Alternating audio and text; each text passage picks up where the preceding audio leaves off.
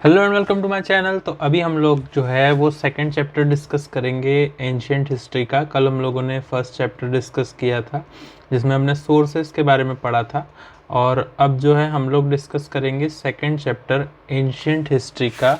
First chapter के बाद जो आएगा, और ये सेकंड चैप्टर जो है ये इसका नाम है बुक में प्री हिस्टोरिक फेस। तो सोर्सेस हम लोगों ने जैसे रिकैप कर लेते हैं। हम लोगों ने आर्कियोलॉजिकल सर्वे के बारे में पढ़ा था, उसके अलावा जो पुराने लिटरेरी सोर्सेस हैं उनके बारे में, उसके अलावा जो फॉरेन से कई लोग आए थे वेरियस किंगडम्स के टाइम पे, वो लोग बता के गए, बुक्स लिखा था उन लोगों ने कि किस टाइप का था उस समय उस राजा का कल्चर, वो भी हम लोगों ने पढ़ा था सोर्सेस में। अब जो अगला चैप्टर है वो है प्री हिस्टोरिक फेस। तो प्री हिस्टोरिक फेस में जो मेनली दो कैटेगरीज में एंशियंट हिस्ट्री को डिवाइड किया है, एक है प्री हिस्टोरिक एरा और एक है हिस्टोरिक एरा। तो जो प्री हिस्टोरिक एरा है वो time before invention of writing का टाइम है, और हिस्टोरिक पीरियड जो है वो उसके बाद का टाइम है। तो हम लोगों ने ये दो टाइप्स भी देख लिए जो एंशियंट हिस्ट्री का डिवाइड किया था एंशियंट ह्यूमन हिस्ट्री को। एक है प्री हिस्टोरिक एरा और एक है हिस्टोरिक एरा। तो प्री हिस्टोरिक एरा के बारे में कोई रिटर्न डॉक्यूमेंट्स नहीं है, कुछ भी नहीं है, तो फिर ये हम लोगों को इसके बारे में उतना कुछ नहीं पता है। लेकिन प्री हिस्टोरिक पीरियड को हम लोगों ने तीन पार्ट में, तीन एजेस में डिवाइड किया है, जिसमें पहली एज है स्टोन एज और दूसरी एज है ब्रॉन्ज एज। ठीक है। और उसके बाद हम लोगों ने इसको टाइमलाइन पे ऐसे डिवाइड किया है कि पेलियोलिथिक, मीजोलिथिक और नियोलिथिक। तो पेलियोलिथिक पीरियड जो है वो उसका टाइमलाइन है 2,50,000 BC से 10,000 BC वाला। इस समय पर मेनली हम लोग जो थे वो हंटर्स और फूड गैदरर्स थे। जो मेन टूल यूज़ करते थे वो ब्लेड, चॉपर वगैरह। उसके बाद जो मीजोलिथिक पीरियड है वो आया 10,000 से 6,000 BC। इस समय हम लोग हंटर्स एंड हर्डर्स थे और माइक्रोलिथिक टूल्स हम लोग यूज़ करते थे। उसके बाद जो नियोलिथिक पीरियड आया वो आया 6,000 BC से 4,000 BC। इस समय पे हम लोग फूड प्रोड्यूस कर रहे थे और हम लोग बहुत पॉलिश टूल्स यूज़ कर रहे थे इस टाइम पे। तो पेलियोलिथिक, मीजोलिथिक स्टेजेस जो है वो रिफ्लेक्ट करती है हंटिंग एंड गैदरिंग, और नियोलिथिक में हम लोग फार्मिंग स्टार्ट कर चुके थे, फूड प्रोड्यूस कर रहे थे। ठीक है। तो उसके बाद जो इन तीनों पीरियड के बाद जो एक पीरियड आया वो आया चाल्कोलिथिक पीरियड, जिसको कॉपर एज भी बोला जाता है, क्योंकि ये ट्रांजिशनल पीरियड था। कॉपर, इस समय पे कॉपर टूल्स यूज़ होना चालू हो गए थे, और इसके बाद आयरन एज आई थी जिस समय हम लोग आयरन के टूल्स यूज़ कर रहे थे। तो पेलियोलिथिक एज में आप समझ गए होंगे, इसको भी तीन पार्ट में डिवाइड किया है, लोअर पेलियोलिथिक, मिडिल पेलियोलिथिक और अपर पेलियोलिथिक।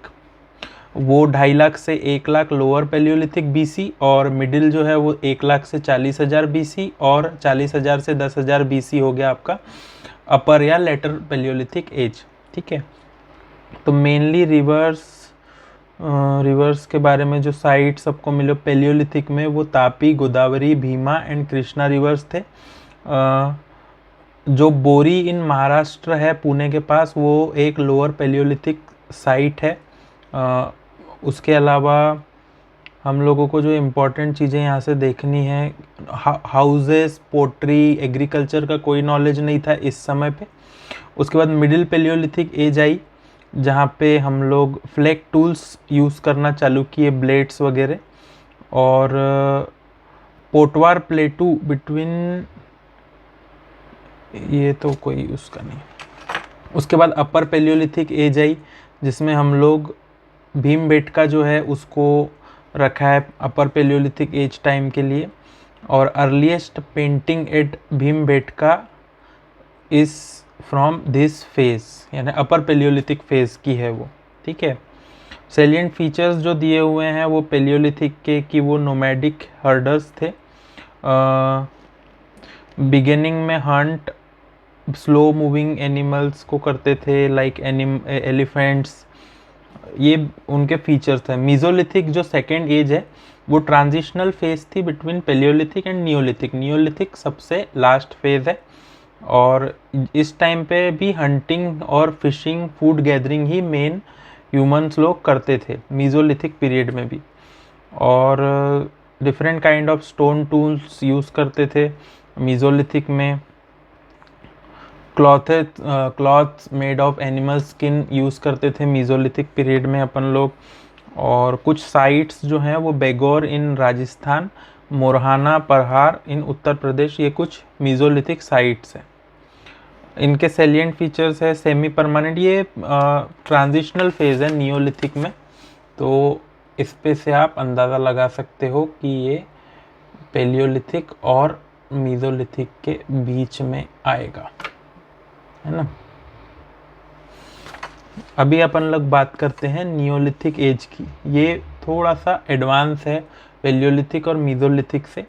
यहाँ पर हम लोग फूड प्रोड्यूस कर रहे हैं। और नियोलिथिक रिवॉल्यूशन एक नाम दिया गया था by Gordon Childe. Pottery and wheels वगैरह यूज़ करना हमने चालू किया था, बीड मेकिंग। नियोलिथिक पीरियड में ही मोस्टली हम लोगों ने जो एडवांसमेंट की थी वो नियोलिथिक में ही की थी।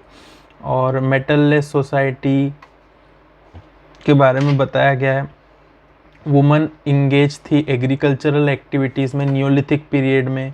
नियोलिथिक साइट्स जो इंक्लूडिंग मेनली है वो मेहगर पाकिस्तान में, चिरांड बिहार में, ये मेनली नियोलिथिक साइट्स हैं। और फीचर्स हैं नियोलिथिक कल्चर के, कश्मीर कम्युनिटी फेस्टिवल्स थे उस समय पर। नियोलिथिक पीरियड में बहुत अपन लोग ने ड्रास्टिक चेंज लाया था पेलियोलिथिक और मीज़ोलिथिक से। हम लोग अब खाना बना रहे थे, अपना पकड़ नहीं रहे थे।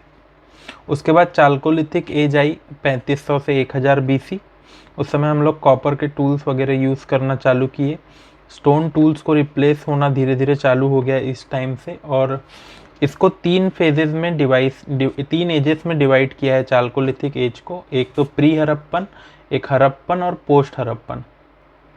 तो ये 3 एजेस में चाल्कोलिथिक को डिवाइड किया है। ब्लैक एंड रेड पॉटरी देखी गई थी इस पीरियड में ही। और बिगिनिंग ऑफ सोशल इनइक्वालिटीज़ चालू हुआ था इसी पीरियड से। कुछ इम्पोर्टेंट साइट्स है आहार, उसके बाद गिलुंड, डैमाबाद, ये कुछ इम्पोर्टेंट साइट्स है चाल्कोलिथिक पीरियड के। और कुछ कैरेक्टरिस्टिक्स जो इम्पोर्टेंट है इसकी वो है कि इरिगेशन सिस्टम भी मिला था इस टाइम पे। Cattle pastoralist, climate was adverse, sheep goat pastoralism भी चालू हो गया था इसी टाइम से। और मड ब्रिक्स के हाउसेस भी दिखना शुरू हो गए थे। और ये लोग डिवोटीज थे बुल एंड मदर गॉडेस के। फायर वर्शिप भी दिखता था चाल्कोलिथिक पीरियड में। और